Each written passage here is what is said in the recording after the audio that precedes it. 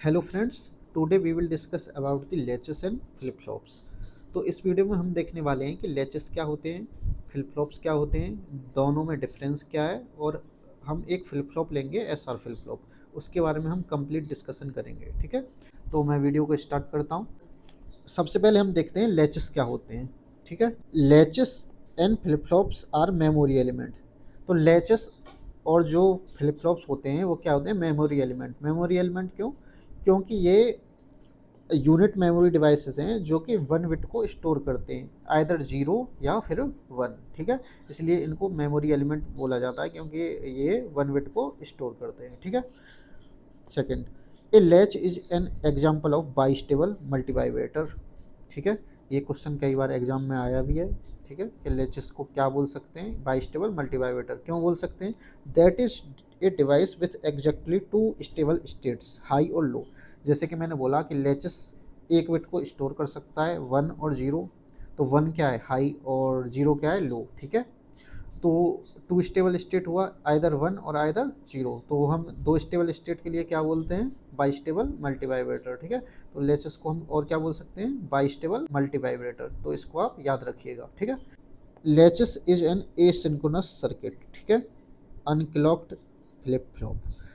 तो asynchronous circuit क्या होते हैं, ऐसे सर्किट। ठीक है, जैसे कि नाम से इसके एसिंक्रोनस, कि अगर इनपुट में कोई चेंज हो रहा है, ठीक है, तो जो मेमोरी एलिमेंट है उसमें भी किसी भी इंस्टेंट पे चेंज हो जाएगा। ठीक है, क्योंकि वहाँ पे क्लॉक सिग्नल अप्लाई नहीं किया गया है। मतलब change in input affects the memory element at any instant of time. ठीक है, तो ऐसे सर्किट को क्या बोलते हैं, एसिंक्रोनस सर्किट। तो लैच उसी का एग्जांपल है। लैचेस और फ्लिप फ्लॉप में थोड़ा सा डिफरेंस होता है कि लैचेस विदाउट क्लॉक होते हैं और फ्लिप फ्लॉप विथ क्लॉक होते हैं। ठीक है, ये मैं आगे अभी बताने वाला हूँ, तो देखते रहिए। ठीक है, fourth, latches is generally used as debouncing switch to avoid latching error और फॉल्स ट्रिगरिंग। ठीक है, तो ये क्वेश्चन भी एग्जाम में आया है। ठीक है, आप इसको सिंपली याद रखिए कि लैच क्या है कि यूज्ड किए जाते हैं डीवांसिंग स्विच। जब आप प्रैक्टिकल वगैरह करते होंगे, स्किल टेस्ट वगैरह, तो आप वहाँ पे इसकी एप्लीकेशन देखेंगे। ठीक है, तो इससे क्या होता है कि जो लैचिंग एरर होता है और फॉल्स ट्रिगरिंग होती है वो अवॉइड होती है। तो लैचेस को किसकी तरह यूज किया जा सकता है, डीवांसिंग स्विच। ठीक है, अब आता है फ्लिप फ्लॉप। ठीक है, तो flip flop is A clogged और ट्रिगर्ड लैच। तो अभी तक हमने लैच पढ़ा। लैच क्या होता था, simply cross coupling of gates. ठीक है, आपको अभी पता चल जाएगा आगे। तो अगर लैच में ही अगर क्लॉक लगा दी जाए और क्लॉक्ड लैच को ही या ट्रिगर्ड लैच को ही या गेटेड लैच को ही फ्लिप फ्लॉप बोला जाता है। ठीक है, तो धीरे धीरे आपको डिफरेंस पता चल रहा होगा। ठीक है, it is also called 1 bit memory device. तो जैसे कि फ्लिप फ्लॉप भी 1 बिट मेमोरी डिवाइस है क्योंकि वो भी 1 बिट को स्टोर करता है, आइदर 0 या फिर 1। ठीक है, ये flip flop is also known as bistable multivibrator. ठीक है, ये भी बाइस्टेबल मल्टीवाइब्रेटर है क्योंकि इसकी भी दो स्टेट होती हैं। ठीक है, इट इज सिंक्रोनस सर्किट। ठीक है, क्लॉक्ड लैच। सिंक्रोनस सर्किट क्या होंगे कि अगर कोई मेमोरी एलिमेंट, ठीक है, इनपुट में चेंज होने से उसके क्लॉक के एक्टिव होने पर ही इफेक्ट करे। ठीक है, तो उसको बोलते हैं सिंक्रोनस सर्किट। ठीक है, जैसे मैं आपको बताऊं कि मान लीजिए कोई मेमोरी एलिमेंट है, उसमें किसी इनपुट में कोई स्टेट चेंज हो रहा है, हमने कुछ दिया 0 1 या 1 0, तो वो तभी इफेक्ट कर पाएगा जब क्लॉक एक्टिव होगा। ठीक है, अगर क्लॉक एक्टिव नहीं होगा तो उसका कोई इफेक्ट मेमोरी एलिमेंट पे नहीं पड़ेगा। मतलब यहाँ पे सीधा सा कहने का मतलब मेरा ये है कि change in input signals can affect memory element only upon activation of clock signal. ठीक है, तो इसको आप याद कर सकते हैं। ठीक है, तो फ्लिप फ्लॉप क्या होता है, हमारा सिंक्रोनस सर्किट, जिसको कि क्लॉक्ड लैच भी बोला जाता है। ठीक है,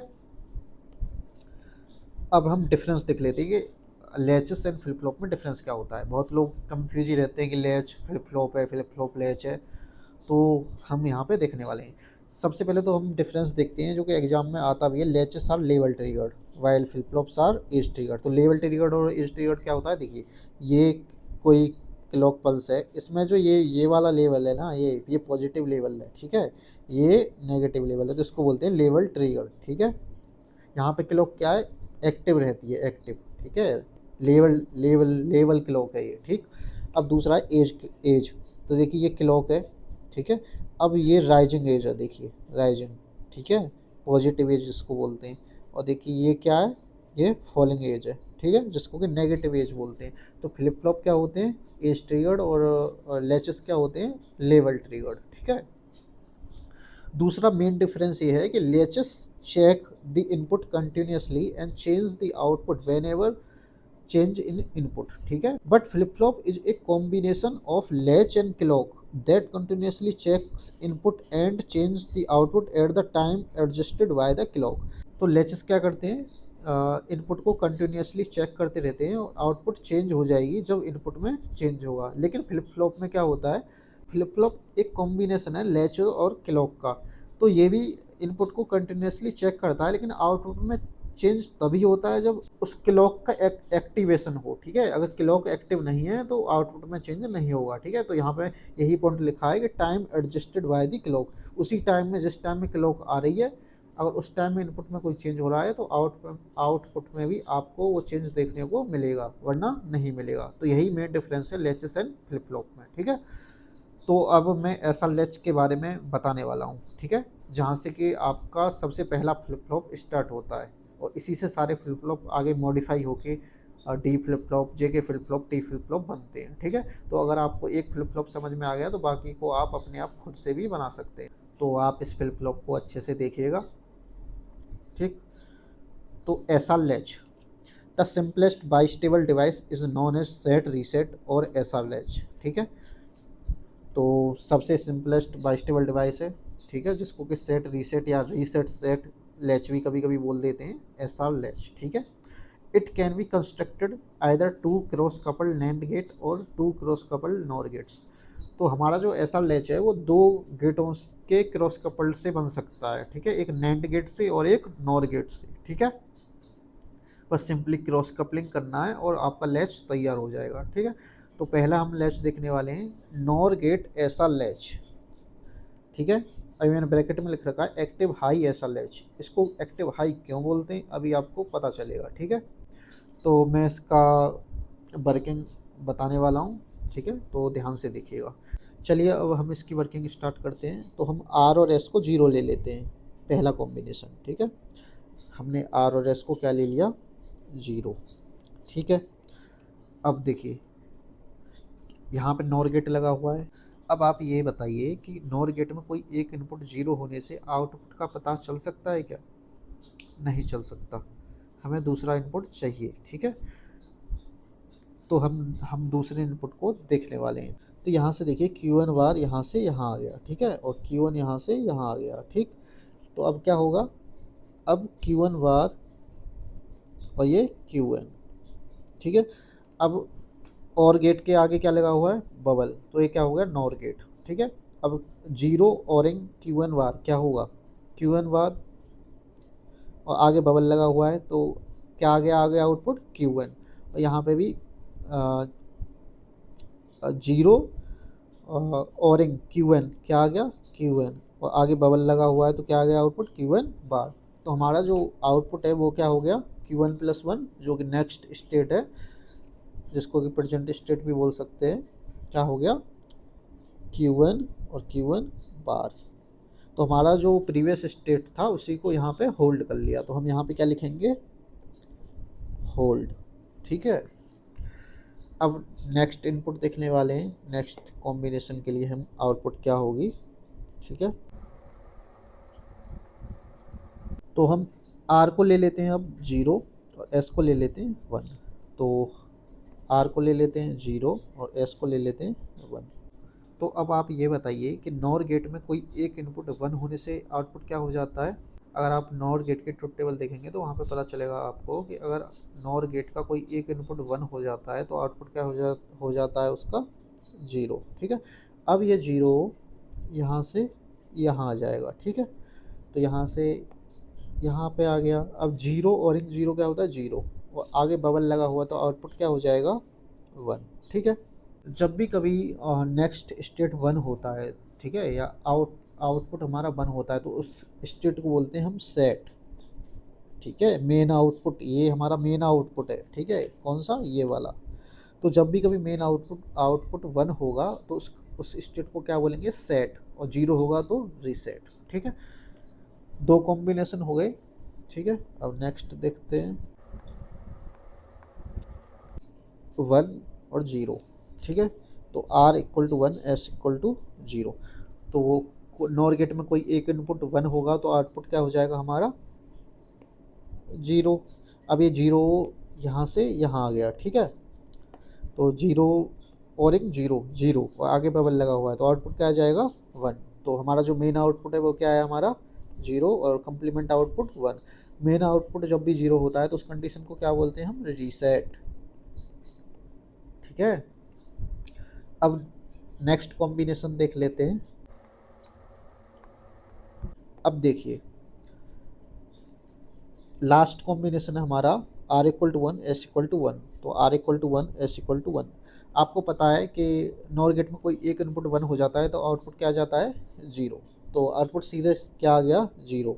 यहाँ पे भी जीरो, लेकिन यहाँ पे दो अलग अलग फॉर्म के आउटपुट है, एक सिंपल आउटपुट नॉर्मल फॉर्म और एक कम्प्लीमेंट आउटपुट। दोनों आउटपुट अलग अलग होना चाहिए, लेकिन आ क्या रहा है, सेम। तो ये कंडीशन क्या हो जाएगी, इनवैलिड। ठीक है, ये स्टेट हम क्या बोलेंगे, इस स्टेट को इनवैलिड। तो यहाँ पे हम क्या लिखेंगे, आउटपुट क्या आ रहा है, मेन आउटपुट भी जीरो, कंप्लीमेंट आउटपुट भी जीरो, और स्टेट क्या हो गई, इनवैलिड। इस इनवैलिड स्टेट को और नाम से भी हम जानते हैं, फॉरबिडन स्टेट, और डोंट केयर भी बोल सकते हैं। ठीक है, तो ये सब ध्यान रखिएगा आप। ठीक है, मैंने इनवैलिड लिख दिया है। ठीक है, तो ये ऐसा लैच यूजिंग नॉर गेट का वर्किंग था। अब मैं आपको ये बताऊंगा कि एक्टिव हाई ऐसा लैच इसको क्यों बोला गया। ठीक है, तो अगर आप इस ट्रुथ टेबल को ऑब्जर्व करोगे तो देखिए, ये इसको क्या बोलते हैं, आर को रीसेट, इसको क्या बोलते हैं, सेट। ठीक है, तो जब भी दोनों इनपुट जीरो जीरो होंगे तो आउटपुट क्या हो रहा है हमारा, होल्ड। ठीक है, यहाँ से हो गया। अब देखिए, जब भी एस इनपुट वन होगा, मतलब सेट वन होगा, तो आउटपुट भी क्या हो रहा है, सेट। ठीक है, क्योंकि वन को एक्टिव हाई इनपुट की तरह ले रहा है। ठीक है, जब भी कभी रीसेट इनपुट वन होता है तो आउटपुट क्या हो जाता है हमारा, जीरो।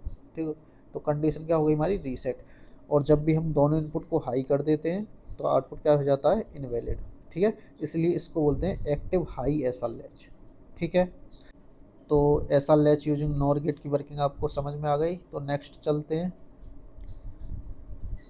नैंड गेट ऐसा लैच, जिसको कि एक्टिव लो ऐसा लैच भी बोलते हैं। इसको एक्टिव लो क्यों बोलते हैं अभी पता चल जाएगा। ठीक है, तो इसकी वर्किंग भी हम समझ लेते हैं। ठीक है, देखिए, हम पहला कॉम्बिनेशन देते हैं, S equal to zero, R equal to zero. सबसे पहले आपको एक चीज़ डिफरेंस देखना होगा दोनों सर्किट में।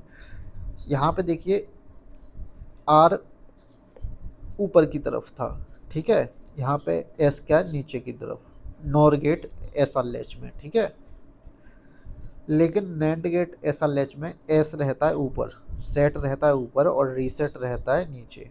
ये चीज़ आपको याद रखनी पड़ेगी। ठीक है, और यही दोनों डायग्राम और दोनों ट्रुथ टेबल को डिफरेंस करता है। ठीक है, अगर आप इसके इनपुट को आर और एस को चेंज कर देंगे तो फिर आपको कुछ समझ नहीं आएगा, अलग आ जाएगा आंसर। ठीक है, तो मैं स्टार्ट करने वाला हूँ। ठीक है, वर्किंग इसका भी। तो अगर हम एस में जीरो देते हैं और आर में भी जीरो देते हैं तो आपको पता हुआ कि नैंड गेट में कोई एक इनपुट जीरो हो जाने से आउटपुट क्या हो जाता है, वन। ठीक है, तो आउटपुट क्या हो गया, वन। ठीक है, क्योंकि देखिए ये क्यू एन आउटपुट है, मैं यहाँ पे लिख देता हूँ, ये क्यू एन और ये क्यू एन बार। तो आउटपुट क्या हो गया हमारा, वन वन। तो वन वन, जबकि आउटपुट एक नॉर्मल फॉर्म में आना चाहिए, कॉम्प्लीमेंट फॉर्म में, लेकिन आ नहीं रहा है, वन वन आ रहा है। तो स्टेट क्या हो गया हमारा, इनवैलिड।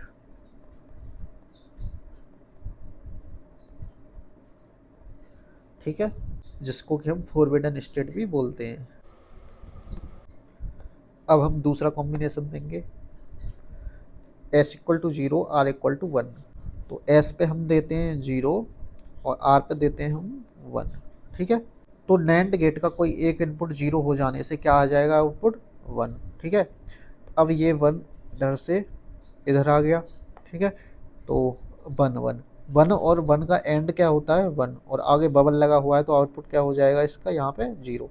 ठीक है, तो आउटपुट मेन आउटपुट क्या हुआ हमारा 1, और कम्प्लीमेंट वाला क्या हुआ 0। तो जब भी मेन आउटपुट 1 होता है तो क्या होता है हमारा set.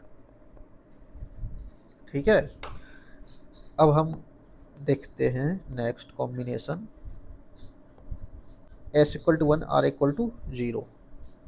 S equal to 1 R equal to 0, जब भी कोई एक इनपुट 0 हो जाता है नैंड गेट का तो आउटपुट क्या आ जाता है 1। ठीक है, तो 1, अब ये 1 यहाँ से यहाँ आ गया। ठीक है, तो 1 1 और 1 का एंड क्या होगा 1, और आगे बबल लगा हुआ है क्योंकि नैंड गेट है ये। ठीक है, 1 और 1 का नैंड क्या होता है 0। ठीक है, तो मेन आउटपुट क्या आ गया 0, और कम्प्लीमेंट वाला क्या है 1। तो इस जब भी मेन आउटपुट 0 होता है तो स्टेट को क्या बोलते हैं रीसेट। ठीक है, अब लास्ट कॉम्बिनेशन हमारा S equal to 1 R equal to 1। ठीक है, तो S equal to 1 R equal to 1। तो नैंड गेट में अगर कोई एक इनपुट 1 होता है तो आउटपुट का पता चल सकता है क्या, नहीं चल सकता। ठीक है, हमें दूसरा इनपुट चाहिए। तो दूसरा इनपुट क्या है हमारा, यहाँ से Q1 बार आया, यहाँ से Q1 आया। ठीक है, यहाँ पे Q1 बार, यहाँ पे Q1, तो 1 एंड Q1 बार क्या होता है Q1 बार, और आगे बबल लगा हुआ है तो बार हट जाएगा तो क्या आ गया सिंपली Q1, और यहाँ पे क्या आ गया Q1 बार एंड 1 क्या होता है Q1, और आगे बार लगा हुआ है तो क्या आ जाएगा Q1 बार। ठीक है, तो क्या हो गया हमारा आउटपुट Q1 और Q1 बार। ये तो जो हमारी प्रीवियस स्टेट थी उसी को होल्ड कर लिया। ठीक है, तो इस स्टेट को क्या बोलेंगे हम होल्ड। तो अब आप देख रहे होंगे यहाँ पे 1 1 के लिए होल्ड बता रहा है नैंड गेट एसआर लैच में, और ऊपर अभी हमने जो पढ़ा है नॉर गेट एसआर लैच में वहाँ पे 0 0 के लिए होल्ड बताता है। ठीक है, तो ये डिफरेंस है दोनों में। ठीक है, वहाँ पे 1 1 पे इनवैलिड स्टेट होती है, यहाँ पे 0 0 पे इनवैलिड स्टेट है। ठीक है, तो हमने इसको एक्टिव लो एसआर लैच क्यों बोला, तो इसको देखिए ऑब्जर्व करिए। देखिए जब भी दोनों इनपुट 0 होते हैं, ठीक है, तो आउटपुट क्या हो जा रहा है 1 1, मतलब ये 0 को 1 की तरह ले रहा है। ठीक है, तो आउटपुट क्या हो गया इनवैलिड। ठीक है, जब भी कभी हमने सेट में 0 दिया, ठीक है, तो सेट में 0 देने से क्या हो गया मेन आउटपुट सेट हो गया, यानी 1 हो गया, तो क्या हो गया सेट। और हमने रीसेट में अगर 0 दिया तो रीसेट मेन आउटपुट क्या हो गया रीसेट, मतलब रीसेट। और जब भी हमने सेट और रीसेट को 1 रखा मतलब कोई भी इनपुट हम नहीं दे रहे हैं, ठीक है, 0 की तरह रीड करेगा क्योंकि क्या है एक्टिव लो, तो मेन आउटपुट क्या हो गया होल्ड। ठीक है, तो यहाँ पे क्या हमें पता चल रहा है कि ये जो लैच है ये 0 को इनपुट मान रहा है। ठीक है, 0 को इनपुट की तरह ले रहा है। ठीक है, जब भी हमें सेट में 0 देंगे तो सेट हो जाएगा, रीसेट में 0 देंगे तो रीसेट हो जाएगा, और दोनों पे 0 0 दे देंगे तो इनवैलिड हो जाएगा। तो इससे हमें क्या पता चल रहा है कि ये लैच 0 के लिए वर्क कर रहा है। ठीक है, तो इसलिए इसको बोलेंगे एक्टिव लो एसआर लैच। ठीक है, अब आप ये देखिए कि हम जो एसआर फ्लिप फ्लॉप पढ़ते हैं, ठीक है, वो तो हम पढ़ते हैं कि एक ही ट्रुथ टेबल पढ़ते हैं दोनों की एसआर फ्लिप फ्लॉप की, तो ये अलग अलग कैसे हुआ। देखिए ये लैच है, ठीक है, लैच की जो दोनों नैंड गेट एसआर लैच है और नॉर गेट एसआर लैच है, दोनों की ट्रुथ टेबल अलग अलग होती है। और जो फ्लिप फ्लॉप होता है एसआर फ्लिप फ्लॉप उसकी ट्रुथ टेबल एक ही होती है। ठीक है, चाहे वो नैंड गेट से बने चाहे वो नॉर गेट से बने। ठीक है, तो होता क्या है कि उसमें क्लॉक सर्किट लगा दिया जाता है तब बन जाता है वो फ्लिप फ्लॉप, तो उसी के बारे में हम अब डिस्कस करने वाले हैं। ठीक है।